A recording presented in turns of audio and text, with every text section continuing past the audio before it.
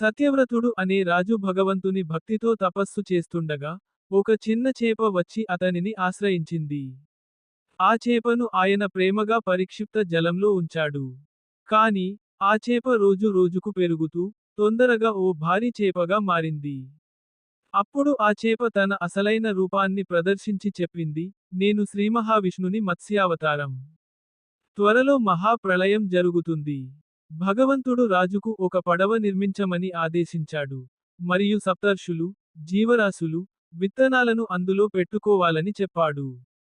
ప్రళయం ప్రారంభమైనప్పుడు, విష్ణువు మత్స్యరూపంలో ప్రత్యక్షమై, పడవను వాసుకిని తాడుగా వినియోగించి తీసుకెళ్లాడు.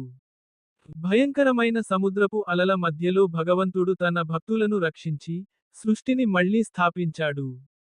ఈ విధంగా మత్స్యావతారం ద్వారా శ్రీమహావిష్ణువు లోకాన్ని రక్షించాడు, ధర్మాన్ని నిలుపుకున్నాడు.